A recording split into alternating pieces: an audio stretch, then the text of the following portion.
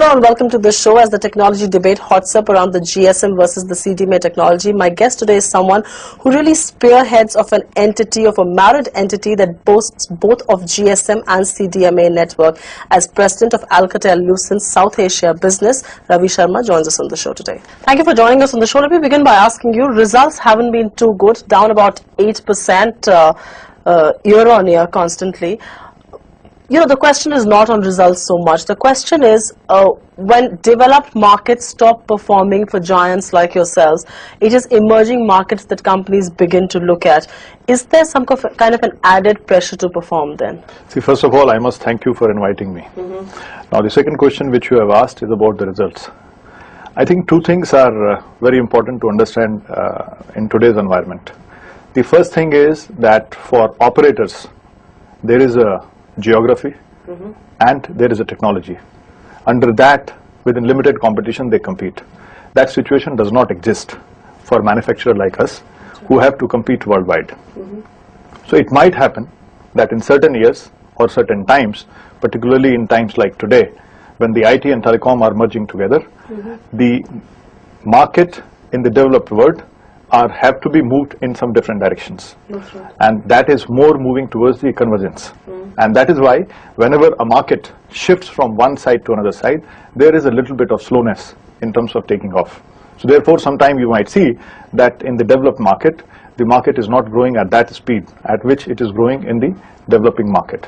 But my question still remains, because developed markets are not performing at the level or at the expectations at which you would perhaps expect it to perform, there is a lot of pressure on emerging markets like India, which is where growth is really coming from. So my question still remains the same, that does this kind of add on to the pressure that already exists to perform and to achieve those numbers? I think, you know, this pressure, I will be unfair to say that this pressure only lies with developing market. That's right. The pressure always lies on both sides. In developed market, the pressure is how to come out with new technology to capture the new imaginative market. That's right. In developing market, the challenge is how to capture the market space at the most competitive prices. So I think there are two challenges and both sectors have to face that challenge. So both kind of challenges, but I'm going to go back to your results.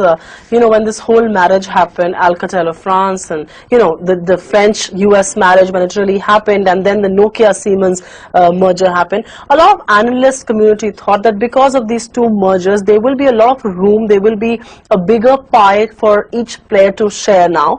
And because of this weeded out competition, there will be less cannibalism, there will be more room to grow. But that clearly hasn't happened, not just for you, but even for your competition, so to say. So when Ericsson is suffering, a Nokia Siemens is suffering for growth, so are you. Why is it that, you know, you haven't been able to achieve numbers that you would have so desired to? First question is that the marriage of this stature, that means two such big companies getting together, we were the first one. That's right. So to that extent, let's say that we were the first one to do that experiment or to have that conviction of marrying the two giants. Now the second point is, I think if anybody had expected this to be an easy ride, it was not to be so. Because when two companies marry, it is not only a cultural mix between the two companies, but they also have to see that the market reacts or shifts in that way. I must say that the market reaction has been a little bit slower than what we had expected, and the same thing is happening with Nokia Siemens. And I'm not surprised seeing the results which are coming for Ericsson, and the reason being that in developing market there is a tremendous pressure on the prices. So this challenge will remain. Now the fact is that when will we get it right, or anybody will get it right? I think it's a matter of time, because when two giants get together, it takes time to put the right thing in front. So there have been organizational changes at our end, and I'm sure. Right, much that you may not want to talk at the global community. The global community is perhaps looking at you because you operate in a market where all telecom operators are looking at. I'm going to take a step back and come back to India. There was a time when Alcatel did GSM and Lucent brought the CDMA technology. The marriage of minds happened, and you really had, you know, the expertise in both technologies now.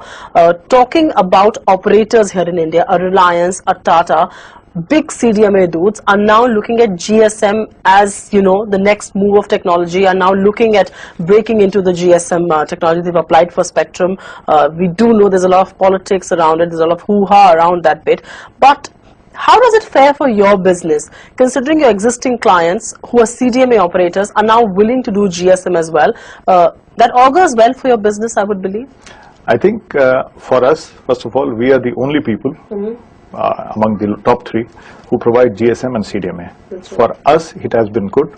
At the time of merger also, probably we were the only company which had one customer who was asking us to supply CDMA as well as GSM. That's right. And we were the only one who was supplying both. So for us, it did well.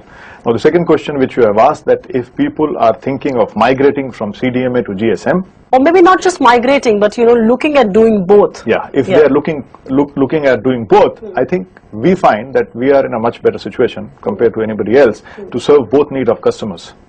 But are these players beginning to talk to you about laying out their GSM networks and things like that? Like you are saying that everybody is waiting for a spectrum. Apart from that, I see that most of these customers are speaking to us. But is that a good sign for one technology from one technology company to move into another technology altogether? Is that a good sign for the industry at large? Because huge investments have gone into CDMA operations of both Reliance and Tata, and if they were to migrate to GSM going forward, does that augur well for CDMA as a technology? Because people kept talking about a march ahead technology and all of that. See, look, I'm a biased party. I have both technologies. So I would say both technologies are better. For us, what matters is that faster is the development or more growth an operator makes, better it is for us. Now, if you want CDMA, we have CDMA. If you want GSM, we have GSM. So for us, it doesn't matter. Now, while going from CDMA to GSM, I think this is individual decisions which corporates have to take. But much that you are a vested party, I will not let you go without asking this question.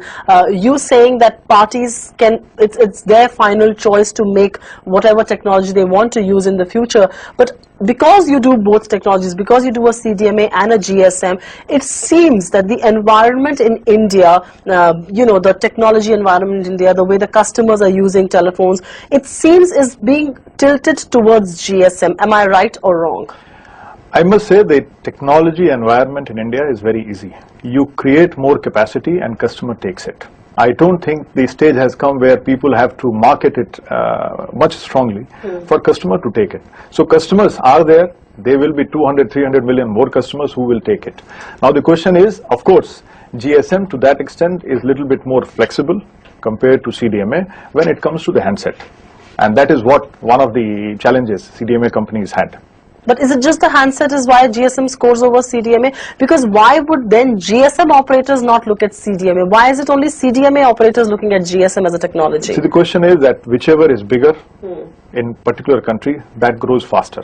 If you look at US, CDMA is much more than GSM. So there it is happening reverse. But if we were to look at Indian situation, I think the flexibility and the price which have been achieved lately by GSM operators, it is one of the cause. However, CDMA operator has done a fantastic job in last couple of let's say few months to catch up that situation. But that advantage of having a free phone, that free choice of choosing phone, still lies with GSM. So really the technology does score over there. No. Let me come back. It is more to do with the handset.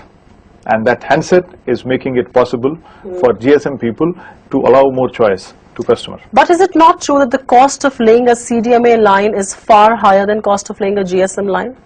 No, it is not true. What are the statistics? It is very difficult for me to give you the prices, but I can tell you... You do both, you can give me the prices more easily than anybody else. The moment you like to purchase it, I'll give you both prices.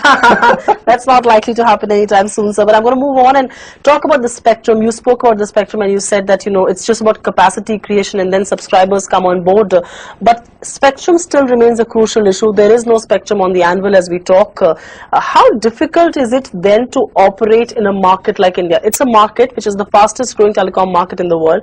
It's a market everybody in the world is looking at. It's a huge emerging market. It's a market players like you are willing to bet very, very big on, and yet there's a huge spectrum crunch. So does that kind of prove to be the biggest hurdle in business?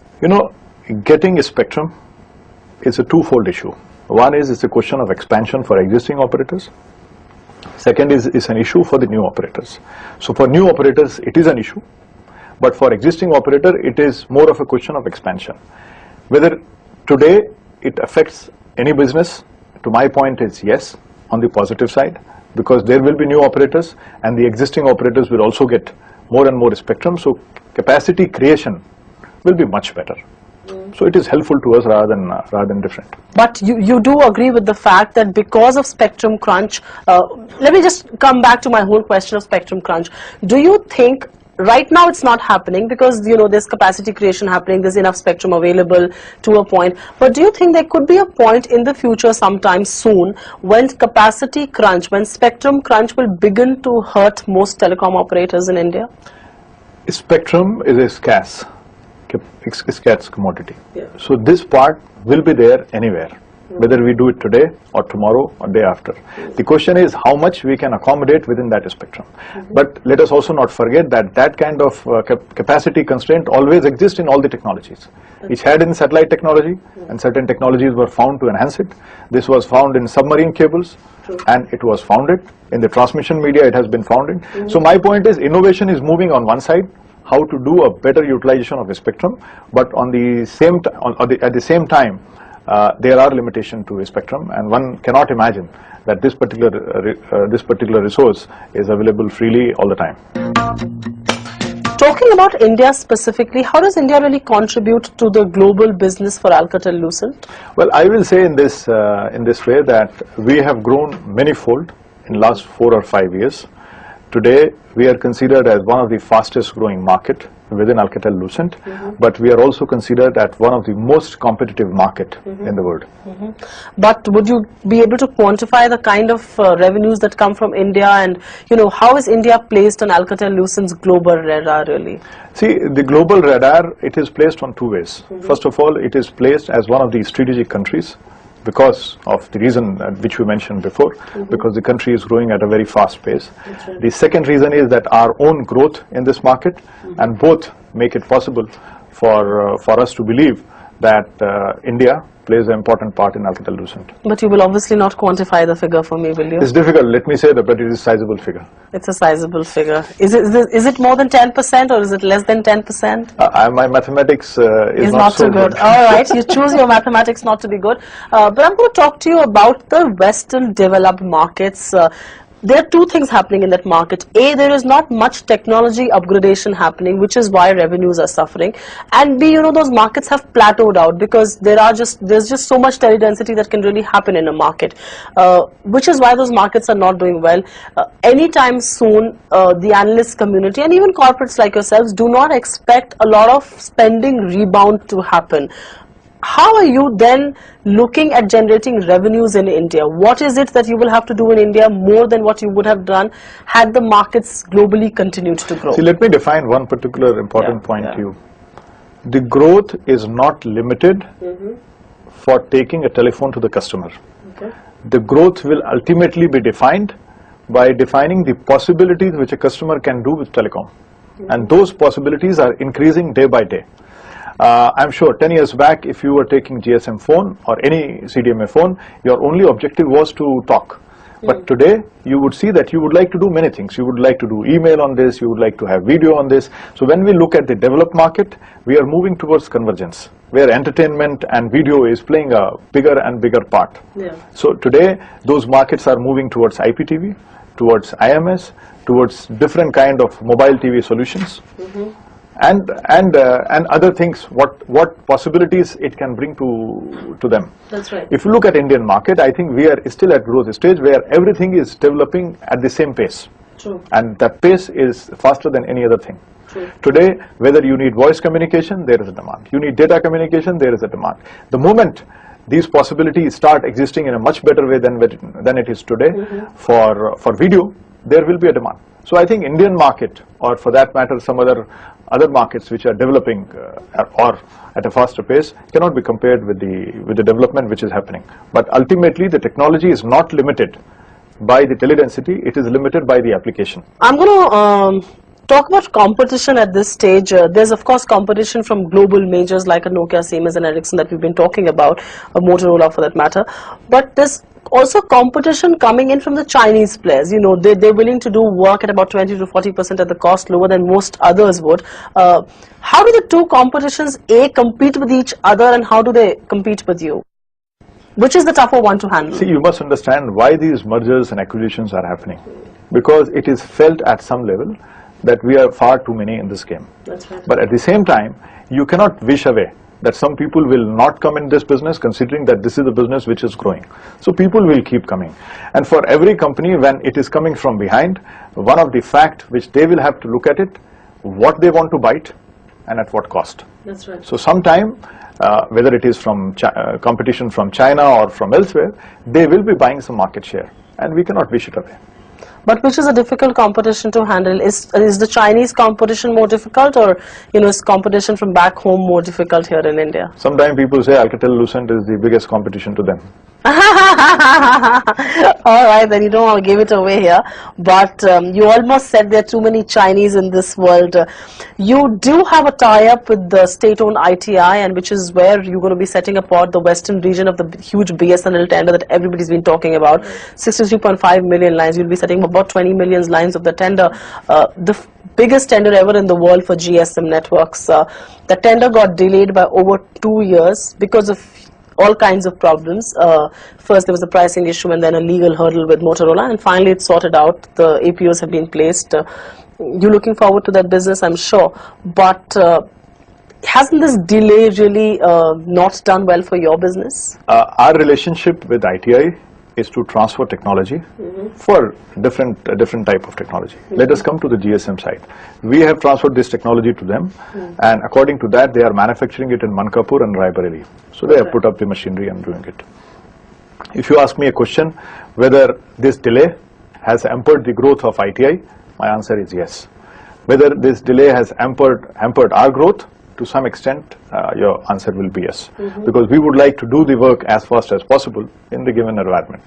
But now that it is finalized, we look forward to it. But when you say it has hampered growth for both ITI and you, it is nobody's guess that it hasn't, because a 2-year delay means a lot of hampering of growth. Right. What kind of growth has really been hampered? Suppose we were not to have other businesses in hand, then it would have been difficult for us to handle. So therefore, for ITI, it is much more difficult task than for us. And which is why we see that stock really slamming. But coming back to this whole bit about India, when we talk about an Ericsson, or when we talk about a Motorola, or when we talk about a Nokia, Siemens, there's a whole lot of buzz around those players in India. You've done stupendous work here. You've got a whole lot of share in the fixed line and the wired service market. Why is it so that, the buzz is missing when we talk about Alcatel-Lucent? Why don't people talk about Alcatel-Lucent with the same buzz as they talk about, say, the other players? I think one reason, and there is only one reason, that we don't manufacture phones. If you look at Ericsson, Sony Ericsson, so a lot of people use that, people are familiar with it. Nokia, obviously, they're the market leaders. If you look at Motorola, they also manufacture the phones. So the background information which is there with everybody, that these are the companies who are in the telecom business. We used to have this telephone business, but somehow we have divested it. So this is one reason why people are not very much familiar. And by the way, our customers are the operators. That's right. Our customers are not consumers. We are not directly dealing with the consumers. True. So maybe to that extent, we get disadvantage of that fact. I'm going to ask you one question. There's just so many people who applied for new telecom licenses. Not just telecom players, but real estate players and players who are into super tech realty and all of that. Have you never thought of getting into pure play mobile telephony in India, considering that market's booming so much? Did that thought ever cross your mind? We have one principle, not to compete with our customers. These are all our customers, and we wish all of them to have licenses and to have growth and everything else. But we cannot be competing with our customers. Somebody has to supply them equipment. We'll be happy supplying them equipment. But was it internally discussed at any stage whether you should apply for licenses or not? It will never be discussed. It is like you start manufacturing televisions just because you are running a television channels. That's right. That's right. Also, this bit that you talked about, you said that you do not manufacture telephones, and which is perhaps why the top of the mind recall is not there so much. Is that a business you're looking at getting into at any stage of your, at any stage of the company's career, considering you've divested it? But again, because growth is now beginning to resurface, you'd perhaps look at that business? I think this question always exists, whether to what extent you should go to the consumer end, whether you should go up to the home gateways or you should go to the consumer hand. This question is always debated, and there are pluses and minuses for that. But one has to look at one's own strength inside the company and the ability and approach to do that.